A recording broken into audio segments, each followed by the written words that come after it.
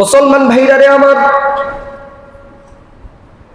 আপনি যদি জানেন, আমি যদি জানি, এই পথ দিয়ে যদি অতিক্রম করে আমার সন্তান, পথ দিয়ে অতিক্রম করতে করতে কিছু দূরে যাওয়ার পরে আমার সন্তান অগ্নিকুণ্ডের মধ্যে পড়ে যাবে। এই দুনিয়াতে যদি আমরা চিন্তা করি, এই পথে যদি আমার সন্তান চলে, এই পথে চলতে চলতে কিছু দূর যাওয়ার পরে আমার সন্তানের ভবিষ্যৎ খারাপ হবে, আমার সন্তান বিপদে পড়ে যাবে, তাহলে আমার সন্তানকে আমি একবার নয়, দুইবার নয়, বারবার তাকে বোঝানোর চেষ্টা করবো যে বাবা এই রাস্তায় যেও না, ঠিক কিনা বলেন?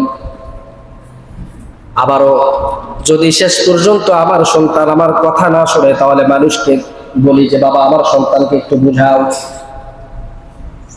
তারপরেও যদি না হয়, তাহলে আমার সন্তানকে আমি আঘাত করে, জড়প করে, মারপিট দিয়ে হলেও আমার সন্তানকে ওই রাস্তায় যাওয়ার জন্য আমি বাধা দিয়ে থাকি। তাহলে আমার সন্তান যদি জাহান্নামে চলে যাচ্ছে, জাহান্নামের মধ্যে আখিরাতের পর্বে আমার সন্তানকে কঠিন শাস্তি দেওয়া হবে। সেই কষ্ট থেকে, সেই শাস্তি থেকে বাঁচানোর জন্য আমার চেষ্টা করা উচিত কিনা, উচিত নয় বলেন? অবশ্যই আমার সন্তানকে বাঁচানোর জন্য এই পৃথিবীতে চেষ্টা করতে হবে আমার।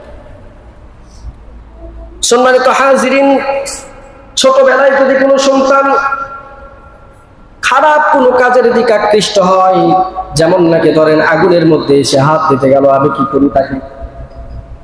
আমি তাকে তখন বাবু সোনা বলে তাকে আদর করি না, বরং তাকে পিটাইয়া দেওয়া হলে তাকে আগুন থেকে রক্ষা করি, ঠিক কিনা বলেন?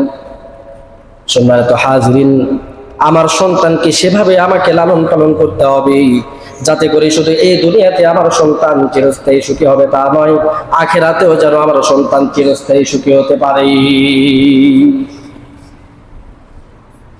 এই দুনিয়া এবং আখিরাতে যদি আমার সন্তানকে আমি চিরস্থায়ী সুখী বানাইতে চাই, তাহলে কোরআন এবং হাদিসের বিকল্প নেই।